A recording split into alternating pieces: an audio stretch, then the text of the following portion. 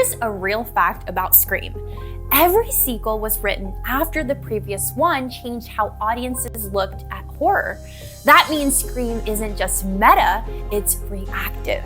It watches horror culture evolve, then hides its commentary inside the kills, the camera, and even the way Ghostface moves. We've already uncovered 7 hidden details, but this time we're going deeper into things you only notice when you stop watching Scream as a slasher and start watching it as a system. Some completely changed how the opening kills work. Some explain why Ghostface never feels like the same killer twice, and one reveals what Scream has actually been about this whole time. Let's get into it. Number 11, the opening kill is a thesis statement, not a scare. Who's there? Every Scream movie opens with a murder, but this murder is never chosen randomly. Critics and longtime fans often interpret each opening kill as this film's thematic mission statement, though this interpretation has not been directly confirmed by Kevin Williamson. It tells you what kind of horror conversation the movie is about to have. In Scream, Casey Becker represents the casual horror fan, someone who knows trivia, enjoys scary movies, but doesn't believe the rules apply to her. Her death is the franchise announcing that awareness alone doesn't protect you. In Scream 2, the kill happens inside a packed theater, surrounded by people in Ghostface costumes. It's not about isolation anymore. It's about spectacle, sequels, and audiences turning violence into entertainment. By Scream, the opening kill directly interrogates elevated horror. The conversation Ghostface has with Tara about the Babadook isn't a joke. It's the film openly critiquing how horror fandom had shifted since the 2010s. Once you see this pattern, you realize the opening kill isn't there to scare you. It's there to tell you what kind of argument the movie is making. Think you know Scream? You missed 7 details. Number 10, Sidney's bedroom is never framed as safe. Why call your bluff? Across the original trilogy, Sidney's bedroom is visually treated like a place that should be safe, but never quite is. Wes Craven repeatedly frames her room with wide shots that emphasize windows, open doorways, and negative space. The camera often lingers on areas where someone could be standing, even when no one is. This isn't accidental blocking. Craven used these compositions to reinforce that Sidney never fully feels protected in private spaces. Her trauma isn't episodic, it's constant. Even when she's alone, the frame suggests intrusion. By Scream 3, Sidney lives in isolation, surrounded by security systems, yet the camera still refuses to give her a sense of peace. The framing stays tense even when nothing happens. It's a visual way of saying survival doesn't erase paranoia. Number 9, Ghostface physicality changes with each killer. One of the most smartest technical choices in the franchise is that Ghostface never moves the same way twice. Roger L. Jackson's voice is consistent, but Wes Craven intentionally directed stunt performers to adjust Ghostface's posture, speed, and clumsiness, depending on who was under the mask. Billy Loomis's Ghostface is impulsive and sloppy. He trips, stumbles, and lunges aggressively. Stu Macher's Ghostface exaggerates movements, almost cartoonish, reflecting his instability. Jill Roberts' Ghostface is physically smaller, and her movements often rely on misdirection and surprise rather than brute force. Amber Freeman, her version of Ghostface, is characterized by extreme aggression and knife-wiping motions on her hip, a brutal physical take that separates her from Ritchie's more theatrical approach. Mickey Altieri's Ghostface is athletic and direct. Roman Bridger's Ghostface is controlled, efficient, and precise. The mask creates continuity. The body language creates identity. It's how the franchise quietly reinforces that Ghostface is an idea, not a person. Subscribe for pics behind the scenes and extras. Number 8, Dewey's theme music is intentionally ironic.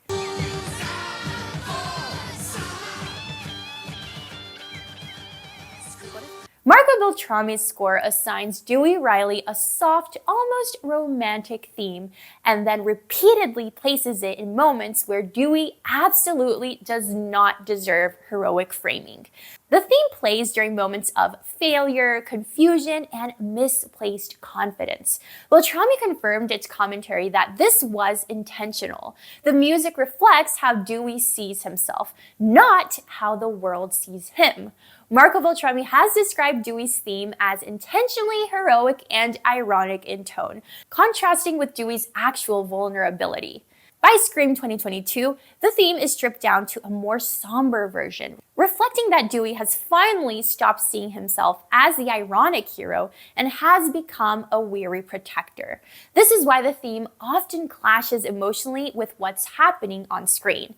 It's musical irony. Dewey believes he's the hero of the story. The score gently suggests otherwise. Number 7, Scream quietly rewrites the final girl archetype.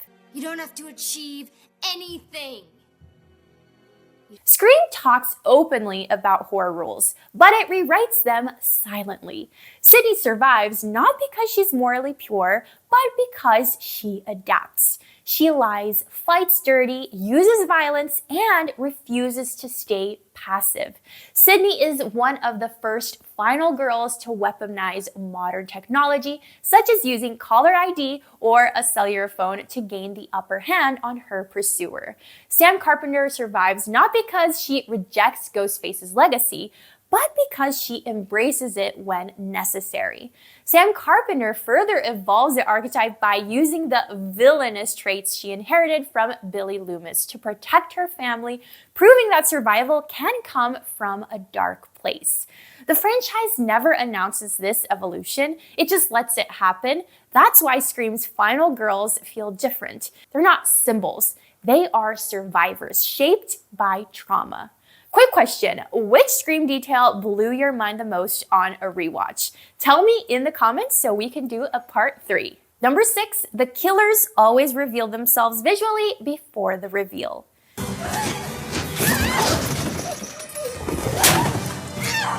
In every Scream film, the killer gives themselves away before the monologue, if you know where to look. A reaction shot that lingers too long, Mickey Altieri is often seen holding a video camera, visually signaling his motive of wanting fame and a televised trial long before his monologue. A glance that doesn't match the situation. During the fountain scene in the first film, Billy Loomis stares intensely at Sidney in a way that mirrors Ghostface's predatory gaze, a hint Craven included to test the audience's intuition. A physical motion Ghostface already made earlier. Craven often structured reveals to reward attentive viewers, allowing clues to register before the final reveal. That's why rewatches feel different. You're not watching for clues anymore. You're watching yourself notice them sooner. Number 5, the Stab movies mirror real Scream fandom. Come and get me. With pleasure. The in-universe Stab franchise becomes increasingly hostile and self-aware as the real Scream fandom does. By Scream, characters argue about canon, legacy characters, toxic fans, and fixing the franchise. In Scream 2022, the characters mentioned that the guy who directed Knives Out, Rian Johnson, directed the fictional Stab 8, mirroring real-world fan backlash against directors who subvert expectations in established franchises. The Stab films within the movies often feature slightly cheaper or exaggerated Ghostface masks, reflecting how commercialization dilutes the original horror. Radio Silence has stated that modern fandom culture influenced the film's themes, including discussions around legacy and audience expectation. The movie isn't parodying Hollywood anymore, it's parodying us. Number 4, Gale Weathers' camera framing tracks her morality. In early films, some viewers interpret Gale's early framing as more aggressive and her later appearance as more grounded, though this visual shift has not been confirmed by the filmmakers. In tandem with the camera angles, Gale wears bright, clashing colors like neon yellow or red when she's at her most predatory, making her visually pierce the frame. As the franchise progresses, the camera gradually levels out. By Scream 6, Gale is framed more neutrally, observational rather than predatory. Some viewers interpret Gale's earlier framing as more aggressive and her later appearances as more emotionally grounded, though this visual shift has not been confirmed by the filmmakers. The camera stops chasing her the way she stops chasing the headlines. That's character growth told through cinematography. Number 3, Randy is never wrong, and that's the tragedy. From jail. So, what's the story? Randy dies. Randy is usually right about horror conventions, but the films also show that knowing the rules doesn't guarantee survival. In his Scream 3 tape, Randy correctly predicts that the past will come back to bite you, in a trilogy accurately identifying that the killer would be someone from the beginning of the story. Randy is the one who explains the rules of sexual conduct in horror, yet he is killed in Scream 2 despite following those rules, emphasizing that the genre he loves is inherently unfair. He isn't killed because he's wrong. He's killed because knowing the rules doesn't save you.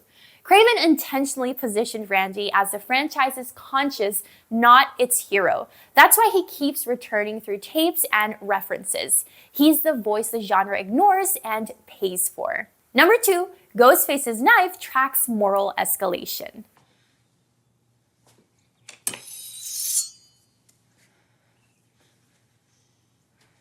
In several films, Ghostface's knife appears cleaner early on, which some viewers interpret symbolically.